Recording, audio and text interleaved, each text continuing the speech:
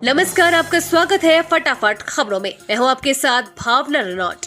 आज हम लेकर आए हैं हरियाणा के हर छोटे बड़े शहर की सबसे तेज और ताजा खबरें। तो चैनल को सब्सक्राइब कीजिए और वीडियो को कहां से देख रहे हैं कमेंट बॉक्स में बताएं।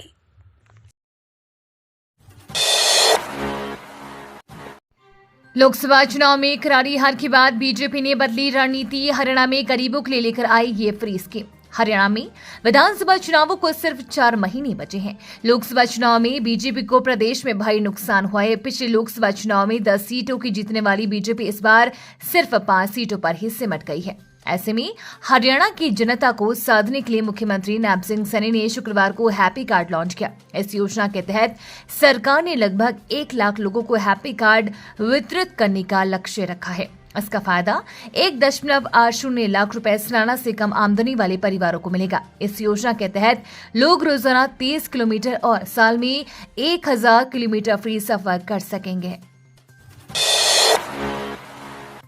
हरियाणा में बदलेगा मौसम। हिसार, फतेहगढ़ और सिरसा में बारिश की संभावना। राजस्थान में बन रहे वर्षा के दबाव के चलते हरियाणा के 3 जिलों में भी वर्षा हो सकती है। 2 दिन से राजस्थान के श्रीगंगानगर की तरफ से चली धूल भरी हवाओं ने ही हरियाणा को परेशान किया। इसके चलते प्रदेश में काफी नुकसान हुआ है। वहीं भारत मौसम विज्ञान विभाग के अनुसार 9 जून से गर्मी बढ़ सकती है। ऐसे तापमान के भी बढ़ने की उम्मीद है। दूसरी तरफ 20 जून के आसपास प्री मानसून की वर्षा हो सकती है। इस बार सामान्य से अधिक वर्षा होने की उम्मीद है। यात्रीगण कृपया ध्यान दें, 1 जुलाई से बदल जाएंगे पैसेंजर ट्रेनों के नंबर। ये है अंबाला मंडल की ट्रेनों की लिस्ट।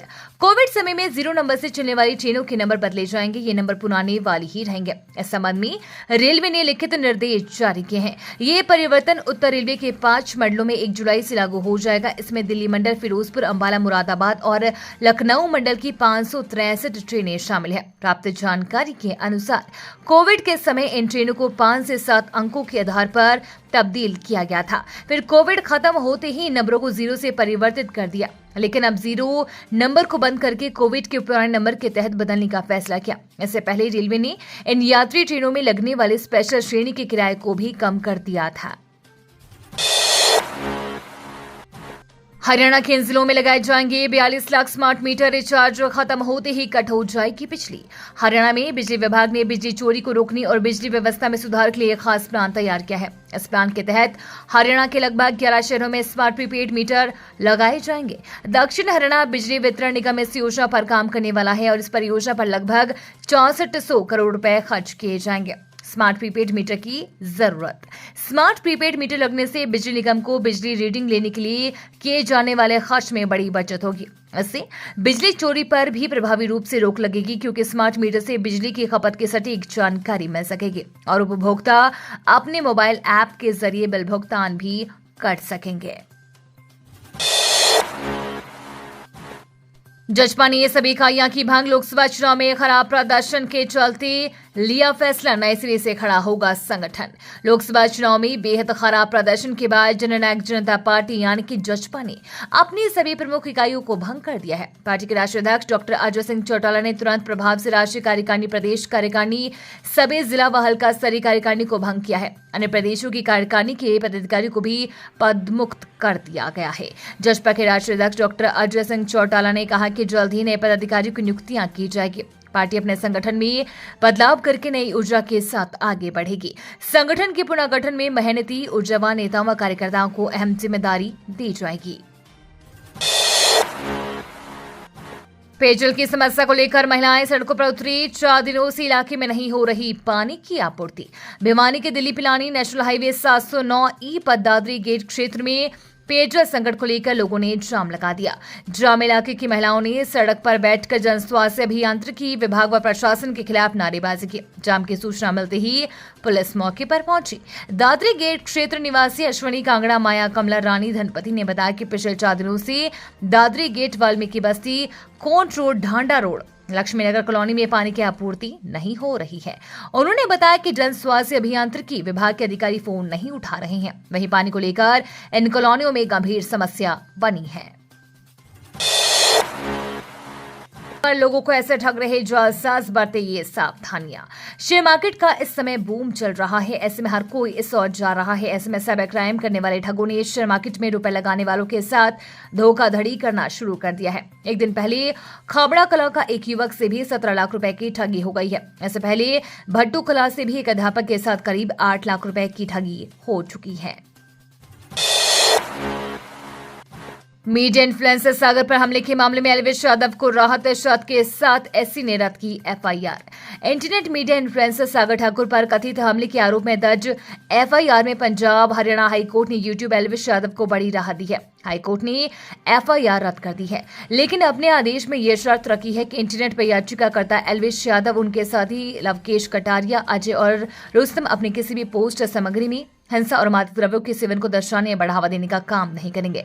गौरतलब हो कि एल्विश यादव और उसके साथियों के खिलाफ कंटेंट क्रिएटर सागर ठाकुर की शिकायत पर गुरुग्राम में एफआईआर दर्ज की गई थी। ठाकुर ने शिकायत दी थी कि एल्विश ने अपने साथियों के साथ मिलकर उसे पीटा है और जान से मारने की धमकी दी है। मामले में शिकायतकर्ता के साथ समझौते को आधार बनाते हुए एल्विश ने केस रद्द करने के लिए हाईकोर्ट में याचिका दाखिल की थी। लूटपाट के दोषियों को 7 साल कठोर कैद, शराब पिलाकर बुजुर्ग के साथ की थी वारदात। हरियाणा के कुरुक्षेत्र में 2 साल पहले बुजुर्ग को नशीला पदार्थ पिलाकर लूटपाट करने के आरोपियों को अदालत ने 7 साल कठोर कारावास की सजा सुनाई है। अदालत ने दोषी धर्मवीर व संदीप निवासी 10,500 रुपए जुर्माना भी लगाया है। दोषियों ने बुजुर्ग को लिफ्ट देकर वारदात को अंजाम दिया था। थाना के यूके में 10 जून 2022 को 10 शिकायत में जय भगवान निवासी सेक्टर 3 ने बताया कि 10 जून को सुबह उसके पिता चूड़ियाराम SYL नहर के पास बेहोशी की हालत में मिले थे। 9 जून को उसके पिता प्रजापति धर्मशाला के पास से बाइक सवार के साथ लिफ्ट लेकर ढांड की तरफ जा रहे थे। ट्रिपल मर्डर आरोपी ने छिपे रहने के लिए वैष्णो देवी धाम में मांगी भीख। सोनीपत आए तो पुलिस ने किया गिरफ्तार। सोनीपत में छोटे भाई, उसकी पत्नी और 3 माह की मासूम भतीजे की हत्या का आरोपी वारदात को अंजाम देकर कटरा स्थित वैष्णो देवी धाम भाग गया था। छिपे रहने के लिए भीख मांगी।